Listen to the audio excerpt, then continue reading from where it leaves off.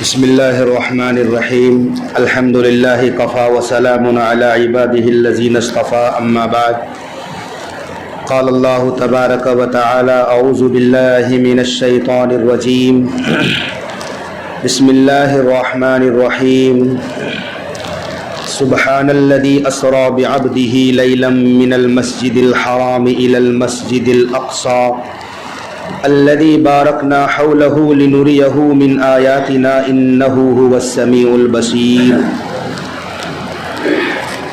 وقال النبي صلى الله عليه وسلم لا تشد الرحال إلا إلى ثلاثة مساجد مسجد الحرام ومسجد الرسول ومسجد الأقصى أو كما قال عليه الصلاة والسلام۔ معزز سامعین کرام، حاضرین جمعہ،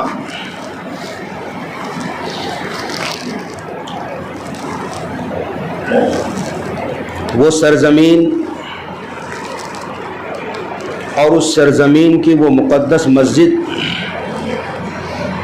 کتنی فضیلتوں والی ہے، جس مسجد میں حاضر ہو کر نماز پڑھنے کی تمنا جناب رسول اللہ صلی اللہ علیہ وسلم نے کی ہے۔ اس سے مراد شام، جس میں مکمل فلسطین داخل ہے، اور وہاں موجود بیت المقدس کی مسجد اقصی ہے، اور جناب رسول کریم صلی اللہ علیہ وسلم نے صحابہ کرام کو وہاں نماز پڑھنے کی ترغیب بھی دی ہے۔ یوں تو عبادت کی غرض سے کسی مسجد کا باضابطہ سفر کرنا درست نہیں ہے، عبادت کی غرض سے سوائے 3 مسجدوں کے جہاں عبادت کی نیت سے سفر کر کے جا سکتے ہیں۔ مسجد حرام، جہاں 1,00,000 نمازوں کا ثواب ہے۔ مسجد نبوی، جہاں ایک روایت کے مطابق 1,000 اور دوسری روایتوں کے مطابق 50,000 نمازوں کا ثواب ہے۔ اور تیسری مسجد مسجد اقصی جو فلسطین میں واقع ہے۔ ان 3 کے علاوہ ثواب کی نیت سے سفر کرنا درست نہیں ہے۔ یوں ہی اگر کسی نے سفر کیا ہے اتفاقاً وہاں نماز پڑھ لی، کوئی حرج نہیں، لیکن اگر یوں نیت کریں کہ ہم مغرب یا عشاء کی نماز جامع مسجد دلی میں جا کر ادا کریں گے کہ وہاں نماز کا ثواب زیادہ ہے، تو یہ درست نہیں۔ ہاں اتفاقاً کوئی دلی گیا ہوا ہے سیر کرنے، تفریح کرنے، کسی کام سے وہاں نماز پڑھنی، تو کوئی مذائقہ نہیں۔ گھر سے باضابطہ ثواب کی نیت سے سفر کرنا صرف 3 مسجد کے لیے ہے: مسجد حرام، مکہ مکرمہ کی مسجد، مسجد نبوی، اور مسجد فلسطین میں جو واقع مسجد اقصی ہے۔ یہاں تک صحابہ کرام کو ترغیب دی ہے کہ تو صحابہ نے پوچھا کہ اگر ہم مسجد اقصی نہ جا سکے تو کیا کریں؟ آقا نے فرمایا مسجد اقصی میں جلنے والے چراغوں میں اگر تیل بھیج سکو تو بھی بھیج دینا۔ اتنی فضیلتوں والی یہ مسجد ہے۔ یہ سرزمین فلسطین انبیاء کا مسکن ہے، انبیاء علیہم السلام کا مرکز ہے۔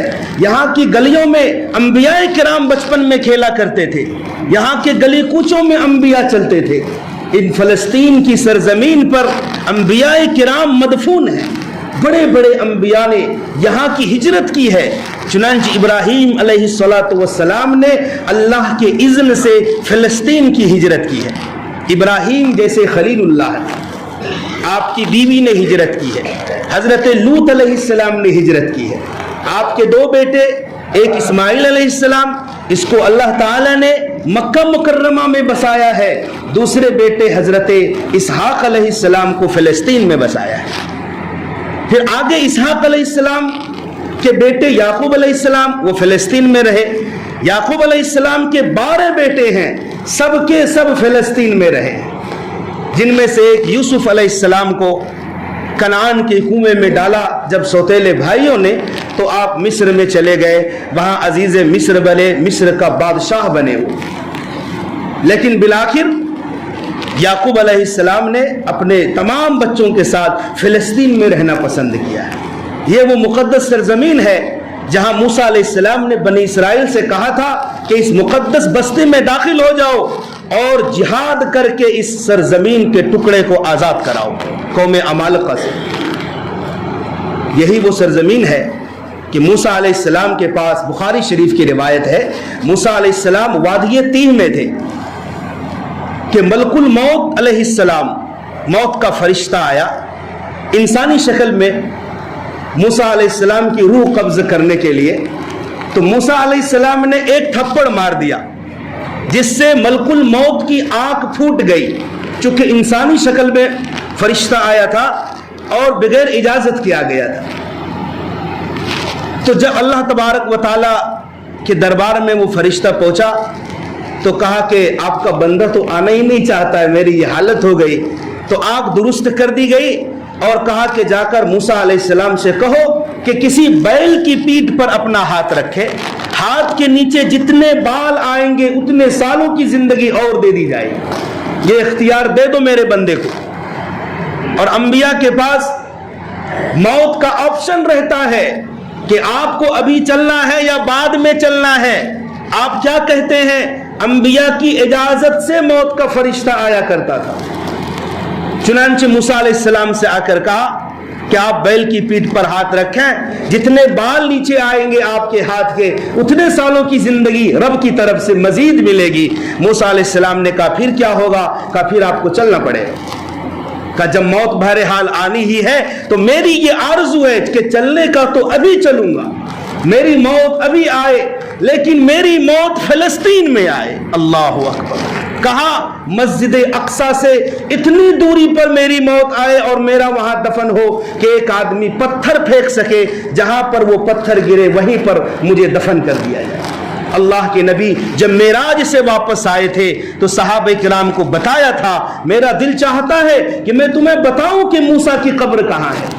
سرخ ٹیلے کے پاس مسجد اقصیٰ کے قریب موسیٰ علیہ السلام مدفون ہے۔ یہ وہ تمنا ہے جو نبیوں نے کی ہے۔ چنانچہ بیت المقدس کی مسجد اقصیٰ کی تعمیر حضرت آدم علیہ السلام نے کی ہے۔ پہلی تعمیر بیت اللہ حرم شریف مکہ مکرمہ کی مسجد ہے۔ اس مسجد کے ٹھیک 40 سال کے بعد مسجد اقصیٰ کی تعمیر ہوئی ہے، بنیاد رکھی گئی۔ لیکن عصر نو مسجد اقصیٰ کی تعمیر ہوئی ہے حضرت داؤد علیہ السلام کے ہاتھوں۔ لیکن اللہ تعالیٰ نے داؤد علیہ السلام سے کہہ دیا تھا کہ یہ تعمیر مکمل آپ سے نہیں ہونی ہے، اس تعمیر کی تکمیل ہوگی آپ کے بیٹے حضرت سلیمان علیہ السلام۔ چنانچہ سلیمان علیہ السلام نے تعمیر کرائی، انسانوں کے ساتھ ساتھ جناتوں سے عظیم الشان کام لیا اور بیت المقدس کی تعمیر کرائی۔ قرآن کریم میں جا بجا اس کا ذکر موجود ہے۔ یہیں پر فلسطین میں آپ علیہ السلام سے پہلے زمانے سے بھی لڑائی کا سلسلہ جاری رہتا تھا۔ ایک قوم آتی فلسطین پر حملہ کر دیتی۔ چنانچہ یہاں عیسائی لوگ آباد تھے۔ عراق کا ایک بادشاہ گزرا ہے بخت نصر، بڑا پاورفل بادشاہ گزرا ہے، بابل شہر میں اس کی حکومت تھی۔ اس نے ایک مرتبہ فلسطین پر زوردار حملہ کر دیا، اینٹ کی اینٹ بجا دی، تورات و انجیل کے نسخے جلا دیا، سب کچھ ختم، مکانات تباہ و برباد کر دیے۔ جس طرح ہم ابھی غزہ اور فلسطین میں حالات دیکھ رہے ہیں کچھ اسی طرح کا رہا ہوگا۔ چنانچہ اس تباہی کے بعد اللہ کا ایک پیغمبر کا گزر ہوتا ہے۔ قرآن کریم میں اس پیغمبر کے گزر کا ذکر ہے، او کالذی مر علی قریۃ وہی خاویۃ علی عروشها، حضرت عزیر علیہ السلام کا تذکرہ۔ یہ اپنی سواری پر گزر رہے تھے تو دیکھا کہ فلسطین اور بیت المقدس کا علاقہ ویران پڑا ہوا ہے، انسان کا نام و نشان نہیں، مکانات تباہ ہے اور بربادی اور تباہی، ہلاکت ہی ہلاکت ہے۔ درخت پر پھل لگے ہوئے ہیں، کوئی توڑنے والا موجود نہیں۔ ایسی ویرانی کے بعد اس پیغمبر خدا کی زبان سے یہ لفظ نکلا، انا یحیی ھذہ اللہ بعد موتها، ہائے ویرانی، کیا یہ شہر اور یہ علاقہ مر جانے کے بعد دوبارہ اللہ اسے زندہ کرے گا؟ کیسے کر سکتا ہے؟ اتنی بڑی تباہی تھی کہ پیغمبر خدا کی زبان سے نکلا اس تباہی کے بعد یہ شہر کبھی زندہ نہیں رہ سکتا.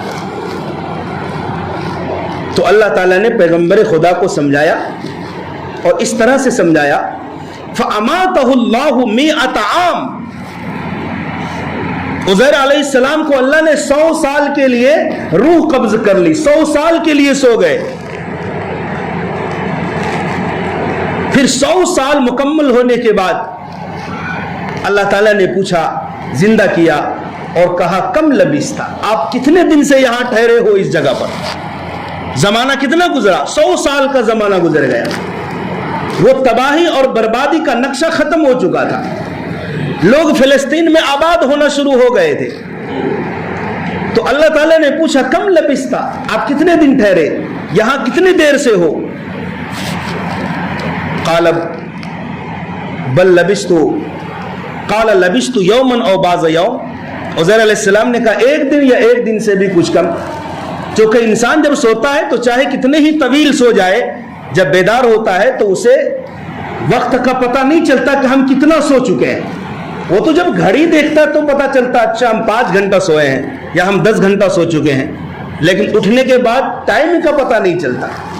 تو عزیر علیہ السلام کو ایسا لگا کہ ایک دن یا ایک دن سے کم سوئے ہیں. رب تعالیٰ نے فرمایا بل لبثت 100 عام, نہیں آپ 100 سال مکمل سوئے ہو, 100 سال سے یہاں ہو. فانظر الی طعامک وشرابک لم یتسنى, اے عزیر ہم نے آپ کو 100 سال تک سلایا, اب معجزہ دیکھو, اپنے کھانے پینے کی طرف غور کرو. لم یتسنى, کھانا پینا خراب نہیں ہوا ہے, جس حالت میں تھا اسی حالت میں ہے. اور اپنے سواری, اپنے گدھے کی طرف دیکھو جس پر سوار ہو کر آئے ہو, اس کی ہڈیوں کو دیکھو ہم کیسے جوڑتے ہیں. وانظر الی العظام کیف ننشزها ثم نقصوها لحما. عزیر علیہ السلام نے اپنی سواری کے ہڈیوں کو دیکھا جو مٹی کی نظر ہو گئی تھی. اللہ تعالیٰ نے جب زندہ کرنا چاہا, ایک ہڈی یہاں سے اٹھی, ایک یہاں سے اٹھی, ایک مکمل جانور کا ڈھانچہ بن گیا. پھر اللہ نے ان ہڈیوں پر گوشت چڑھایا, ایک مکمل سواری کا جانور بن گیا. وَعْلَمْ أَنَّ اللَّهَ عَلَى كُلِّ شَيْءٍ قَدِيرٌ, بے شک اللہ ہر چیز پر قادر ہے.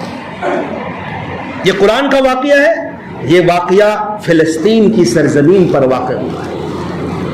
یوں ہی فلسطین اور فلسطین کا علاقہ, وہاں کی سرزمین, پاکیزہ سرزمین, مسلمانوں کی دلوں کی دھڑکن یوں ہی نہیں ہے. ہمارا رشتہ ہے وہاں سے کہ وہ انبیاء سابقین کی میراث ہے. انبیاء سابقین نے وہاں ہجرت کی ہے, وہاں رہ کر تبلیغ کی ہے, دین کا مرکز بنایا ہے, وہاں سے دین کو پھیلایا تھا. اسی لیے اس سرزمین پر کچھ بھی ہوتا ہے, دنیا کے کسی کونے میں کوئی مسلمان ہو, ادنا اور ذرہ برابر بھی اگر ایمان کی حرارت ہوگی تو وہ دل سے دکھی ہوگا کہ ہمارا بھائی فلسطین میں پریشان ہے, کیونکہ وہاں سے روحانی رشتہ قائم ہے. قرآن کریم میں سورہ نمل میں ایک واقعہ لکھا ہے کہ سلیمان علیہ السلام گزر رہے تھے اپنے 9 لشکر کے ساتھ. ایک چیونٹی نے, چھوٹی سی چیونٹی نے اپنے ساتھیوں سے کہا یا ایھا النمل ادخلوا مساکنکم لا یحطمنکم سلیمان وجنودہ وہم لا یشعرون. اے چیونٹیوں اپنے اپنے بلوں میں گھس جاؤ, اپنے اپنے مکان میں چلے جاؤ. کہا کیوں؟ کہا سلیمان اور اس کا لشکر آ رہا ہے, کہیں غفلت اور بے شعوری میں تمہیں مسل اور کچل نہ ڈالے. کتنا پیارا واقعہ ہے. سلیمان علیہ السلام نے اس چیونٹی کی آواز بھی سنی. سلیمان علیہ السلام مسکرائے, اللہ کا شکر ادا کیا کہ اتنی عظیم نعمت اللہ نے ہمیں دی ہے کہ ہم ایک چیونٹی کی آواز کو بھی سن سکتے ہیں. یہ جہاں پر واقعہ پیش آیا وہ بھی فلسطین کی زمین پر. ہم قرآن میں پڑھتے ہیں اس واقعے کو. مقام فلسطین ہے, شہر اسقلان ہے, بعد میں اس کا نام وادی النمل, چیٹی والی وادی. میرے بھائیوں, حضرت عمر فاروق رضی اللہ تعالی عنہ نے بیت المقدس کو فتح کیا تھا, اور صرف سیدنا عمر فاروق کو دیکھ کر بغیر کسی لڑائی کے اپنی کتابوں میں پڑھ کر پرکھ کر کے بیت المقدس شہر کی چابی سیدنا عمر فاروق کے دامن میں ڈال دیے. فاتح بیت المقدس عمر ابن خطاب رضی اللہ تعالیٰ عنہ, اور یہی وہ موقع تھا جب بیت المقدس فتح ہوا. حضرت عمر سے لوگوں نے کہا کہ آج مزہ آ جائے گا کہ اگر بیت المقدس کی مسجد میں حضرت بلال اذان دے دیں. چونکہ حضرت بلال نے اذان دینا بند کر دیا تھا نبی کی وفات کے بعد. کیا اب نبی ظاہری طور پر دنیا میں موجود نہیں تو نبی کی غیر موجودگی میں ہم اذان نہیں دے سکتے ہیں؟ حضرت بلال نے دمشق کا سفر کیا تھا اور بیت المقدس کے علاقوں میں رہنے لگے تھے. حضرت عمر فاروق نے طلب کیا، کہا بلال میری خواہش ہے کہ آج مسجد اقصی میں آپ کی اذان ہوگی. اور حضرت عمر کی خواہش اور فرمائش پر حضرت بلال حبشی رضی اللہ تعالیٰ عنہ نے اذان دینی شروع کی. لوگوں کی دہاڑیں نکل گئی، چیخیں نکل گئی. میرے بھائیوں، یہ وہ سرزمین ہے فلسطین جہاں بالآخر قیامت کے قریب بڑی بڑی جنگیں اور لڑائی ہو، جن میں سے ایک لڑائی دجال کے ساتھ بھی ہونی ہے. یہ سرزمین اہل فلسطین جہاں رہتے ہیں یہ ارض شام ہے. ایک روایت کے مطابق حساب و کتاب کی یہ سرزمین ہے. لوگوں کو اخیر میں اہل شام ہی کی طرف رجوع کرنا پڑے گا اور لوگوں کو جمع ہونا ہوگا. یہ جو ہم گریٹر اسرائیل بنتا دیکھ رہے ہیں، ہو سکتا ہے کہ یہی دجال کا مرکز ہو اور وہیں سے وہ اپنی حکومت چلائے. کیونکہ حدیث اور روایات کے مطابق دجال یہودی النسل ہوگا. آج سے 100 سال پہلے تک یہودیوں کا اپنا کوئی علاقہ نہیں تھا، کوئی ملک نہیں تھا، کوئی ریاست نہیں تھی.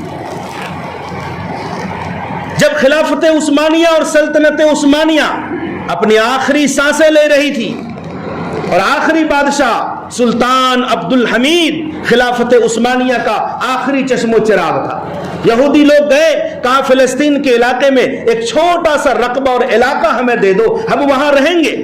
سلطان عبد الحمید نے وہ تاریخی جملہ کہا تھا، زمین سے ایک تنکا اٹھایا اور پھینک دیا، کہا ہم فلسطین کے ایک تنکے کے برابر جگہ بھی تمہیں نہیں دے سکتے. پھر جب خلافت عثمانیہ ٹوٹی، امریکہ اور برطانیہ اور یورپ کا تسلط قائم ہوا فلسطین کے علاقوں پر، تو 2 حصہ کر دیا اور ایک کا نام اسرائیل دے دیا. اور باضابطہ 1947 میں اسرائیل ملک کے ایک نام کا اعلان ہو گیا. ورنہ کہیں بھی جاتے یہودی مارے جاتے تھے، یہودیوں کی عزت نہیں تھی، وہ ذلیل و خوار ہوتے تھے. اور قرآن کریم نے قیامت تک کے لیے ذلت و مسکنت کا چھاپا مار دیا ہے یہودیوں کی قسمت پر. بھیک مانگتے تھے رہنے کے لیے. چونکہ یہودیوں کی ایسی حرکتیں ہیں، وعدہ خلافی، لوگوں پر ظلم و ستم کرنا، بے حیائی اور عریانیت کو فروغ دینا، انبیاء علیہم السلام کو قتل کرنا، اللہ کے ولیوں کے ساتھ دشمنی رکھنا، یہ تمام وہ فطرتیں تھیں. ساری دنیا یہودیوں سے نفرت کرتی تھی. اسی یہودی نسل میں دجال بھی ہوگا. ہر سال بزم قائم کیا جاتا ہے، محفل سجائی جاتی ہے یہودیوں کے یہاں. رات رات بھر دجال کو پکارا جاتا ہے، میرے مسیحا آ جاؤ، میرے خدا آ جاؤ. اور ظاہر سی بات ہے، ہم لوگ سنتے رہتے ہیں، آپ سنتے رہتے ہیں کہ دجال کتنا پاورفل ہوگا. ایک خاکہ ہے ہمارے سامنے کہ دجال ایک شخص ہوگا. لوگ کہتے ہیں وہ کوئی روبوٹ ہوگا، کوئی کہتا ہے کہ وہ سیٹلائٹ ہے. قرآن و حدیث سے پتہ چلتا ہے کہ دجال ایک شخص ہے، ایک آدمی ہے، اور وہ یہودی آدمی ہے. کچھ معجزاتی اور کراماتی چیزیں، کچھ ساحرانہ چیزیں اور جادو اللہ تعالیٰ دجال کے ہاتھوں میں دے گا. مسلمان پستے چلے جائیں گے، ساری دنیا کے ہر شہر ہر بستی میں دجال پہنچے گا، تباہی مچا دے گا، اور مسلمان جوک در جوک اپنے ایمان کا سودا کریں گے. یاد رکھو، ہم اور آپ یہ سمجھتے ہیں کہ ہم دجال سے بچ جائیں گے، بچنا بڑا آسان ہے.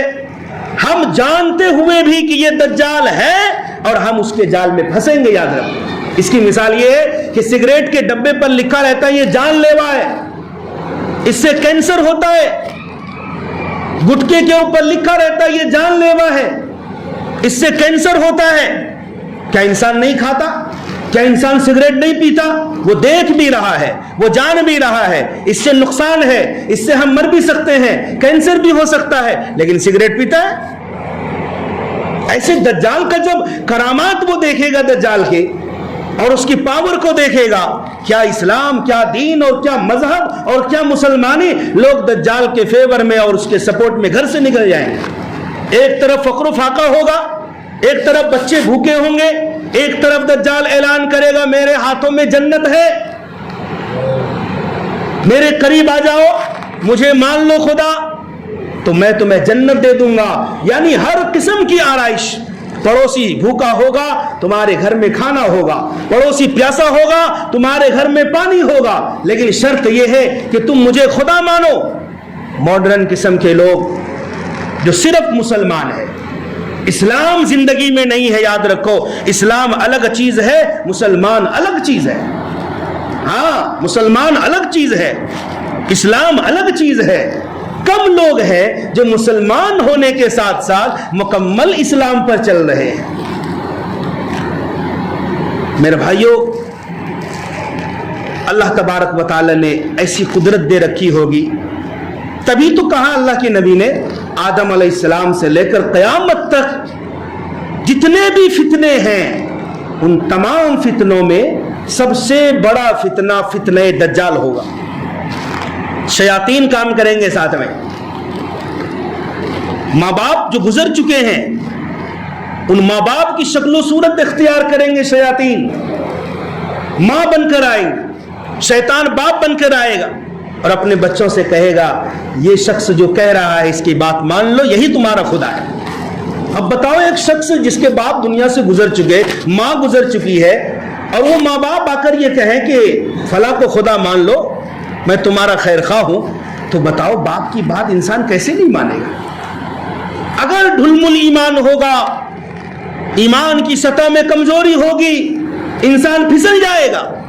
صحابہ ڈرتے تھے دجال کے تذکروں سے، صحابہ کانپتے تھے، جبکہ وقت کا نبی موجود تھا، آمنہ کا لال موجود تھا، لیکن صحابہ پھر بھی ڈرتے تھے۔ میرے بھائیوں، یہ ایمان کو بچانے کا وقت ہے۔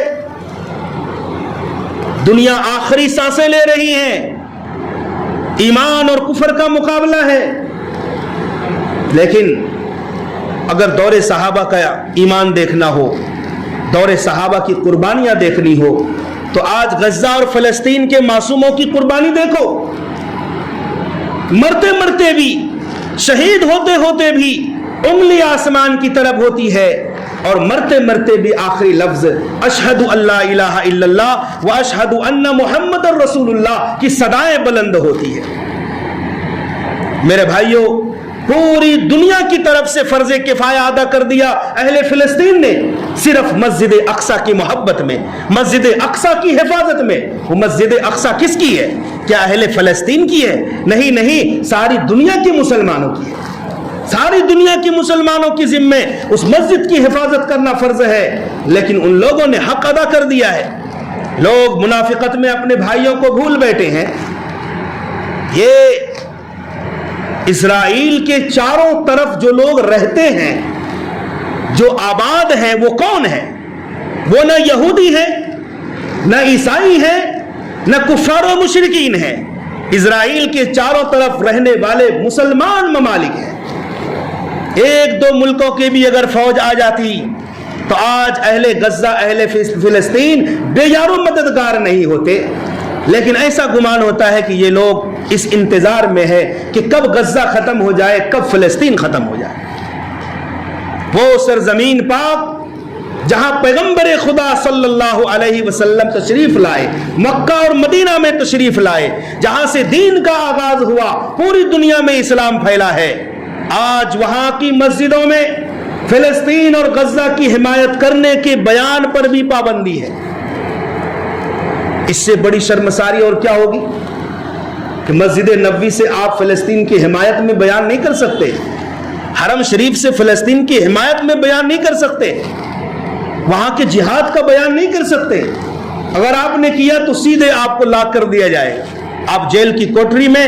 اور ایسی کئی شہادتیں موجود ہیں، بڑے بڑے جبال علم جیل کی کوٹری میں بند ہیں، 200 کتاب لکھنے والے مصنف، بڑے بھی شیخ اور بہت بڑے عالم دین، یہ سب جیل کی سلاخوں میں بند ہیں اور وہی ان کی موت واقع ہو رہی ہے۔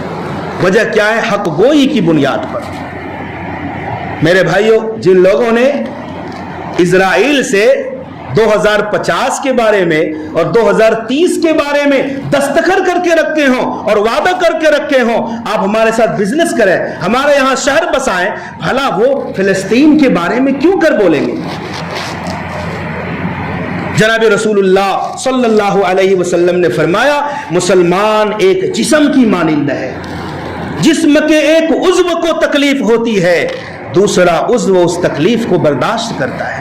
ایسا نہیں ہوتا کہ جسم کے ایک حصے میں درد ہے تو دوسرا حصہ راحت محسوس کرتا ہے، ایسا ہرگز نہیں ہوتا۔ پیر میں تکلیف ہے، پورا جسم محسوس کرتا ہے۔ ایسے ہی مسلمانوں کے بارے میں اللہ کے نبی نے فرمایا، کرۂ ارض کے ایک خطے میں مسلمان پریشان ہے، اس پریشانی کا احساس دوسرے خطے والے کو بھی ہونا چاہیے۔ میرے بھائیوں، ہم سب مسلمان ہندوستان میں رہتے ہیں، یہ ہمارا وطن عزیز ہے، ہمارے بڑوں کی قربانی سے یہ ملک انگریزوں کے تسلط سے آزاد ہوا ہے۔ ہم یہاں رہ کر بھی اپنے دلی جذبات کا مظاہرہ کر سکتے ہیں، ہم نیم شب دعاؤں میں اہل فلسطین کو یاد کر سکتے ہیں، ہمارے ذمہ تو جتنا ہے اتنا ہی کر سکتے ہیں۔ دعاؤں میں یاد رکھیں، اسرائیل کے جو پروڈکٹس ہیں، جو ان کی چیزیں ہیں جو وہاں سے تیار ہوتی ہے یا ان کا پیسہ وہاں مکمل جاتا ہے، ہم ان تمام چیزوں کے استعمال سے بچیں، اتنا ہی ہم کر سکتے ہیں۔ دل سے ہم برا مانیں۔ اللہ کے نبی نے فرمایا تھا کہ جب تم دیکھو کہ کھلم کھلا برائی ہو رہی ہو، کھلم کھلا کسی پر ظلم ہو رہا ہو، اگر طاقت ہو تو ہاتھ سے روک دو، طاقت سے روکو اس کو۔ اگر اس ظلم کو طاقت سے نہیں روک سکتے تو زبان سے کہہ دو یہ غلط ہو رہا ہے۔ زبان سے کہنا بھی بڑی بات ہے، یہ بھی جہاد ہے، یہ غلط ہو رہا ہے۔ آج طاقت تو درکنار، مسلم ممالک زبان سے بھی نہیں کہتے۔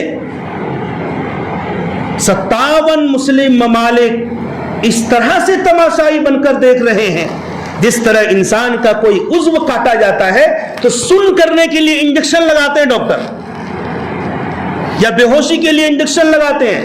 جب آدمی بے ہوش ہو جائے اس کے جسم کے ساتھ کچھ بھی کرو کچھ فرق نہیں پڑتا۔ ٹانکے لگانے ہو تو انجیکشن کے ذریعے سن کر دو اس جگہ کو، پھر ٹانکے لگاؤ احساس بھی نہیں ہوتا۔ ایسے ہی گویا ہمارے مسلم حکمرانوں اور لوگوں کے دلوں میں اللہ تبارک و تعالیٰ کی طرف سے سن کر دیا گیا ہے، ضمیر مر چکے ہیں۔